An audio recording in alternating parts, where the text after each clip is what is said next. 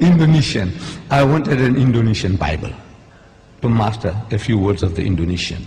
So I went to the Bible house in Durban. My city in South Africa has got a Bible house where they specialize in Bibles in different languages. I want an Indonesian Bible. They said they haven't got it. Okay. I said, try Johannesburg. They might have it. So when I went to Johannesburg, I go to the Bible house in Johannesburg. And I go and search for this Indonesian Bible. And I got it. And I'm looking in the shelves, some other books. I see a New Testament, Greek and English. Like we have the Quran, Arabic and English, Greek and English, a New Testament. I took that big volume out and I'm starting to go through that. And the supervisor of the Bible house is watching me. You know, with this funny headgear and this beard. He says, what this guy is doing with all these expensive volumes, because this was an expensive volume which I took down, Greek, English of the New Testament. So he comes up to me, he says, good morning. I said, good morning. He said, what makes you interested in these books? I said, no, I do comparative religion, and I have come across something here in this Greek English of the New Testament that can be of use to me. He found me an interesting character. He said, would you like to have a cup of tea with me? I said, no, I don't mind at all. So he took me into his office. I said, now, you know, we believe in Jesus. And this was something astonishing to this supervisor. And all the supervisors in South Africa of the Bible houses are retired reverends. This was a Reverend Dunkers. He's amazed. I says, you know, we believe in Jesus and in his miraculous birth. And so saying, I started repeating these verses from the Quran. That we believe. And when I read it, he said, no, this is the same like my book.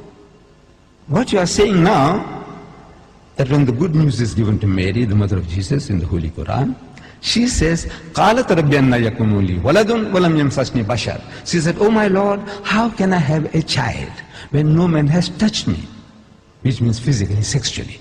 No man has touched me. So the angel says, قَالَ كَذَلِكَ اللَّهُ يَخْلُقُ مَا يَشَاءُ. Even so, Allah creates what He wills.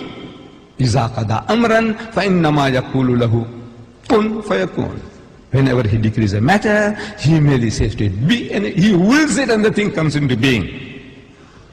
So the Reverend says, man, this is the same as my book. I said, yes, on the face of it, it's the same. But if you look at it intently, you'll find the difference between my version and your version is chalk and cheese. You people know chalk and cheese? You know the difference between chalk and cheese? The Canadians didn't know. The Canadians, I'm telling you, when I went to Canada, I spoke about chalk and cheese. They didn't hear that phrase before. We, the English people in South Africa, we know, everybody knows chalk and cheese. Chalk and cheese may look like white, but it says that's poles apart. You can't eat chalk, but you can eat cheese. No? But the Canadians didn't know. The Canadians didn't know. I'm telling you. I don't know whether you people know. Difference between chalk and cheese. The poles are, in other words, poles apart. She said, how? I said, you know, in the Holy Bible, in the Gospel of St. Luke, we are told when this good news was given to Mary, the mother of Jesus, about the birth of the Holy Son, she says, how can this thing be when I know not a man?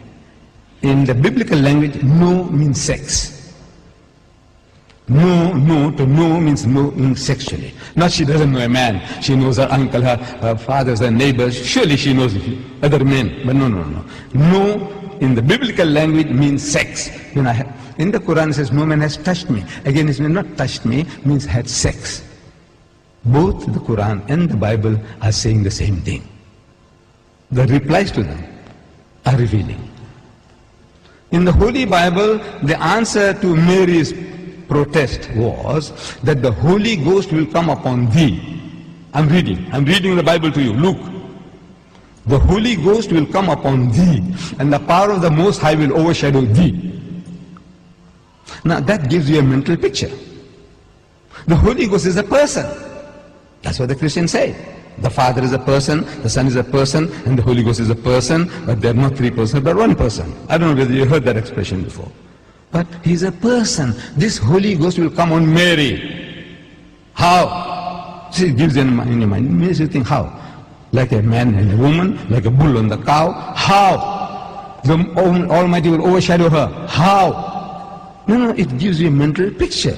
So I'm suggesting that it gives you a mental picture. How? The Holy Ghost will come on her. We know it's a miracle. We agree it's a miracle. But the language that you are using, the language is down to earth language.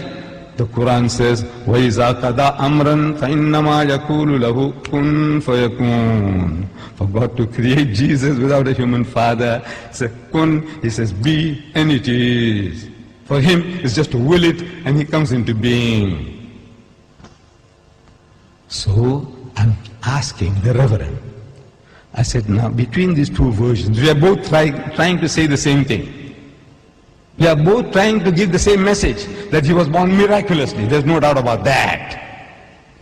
But I said, which version would you prefer to give to your daughter? The Quranic version or the biblical version? We are both trying to say the same thing.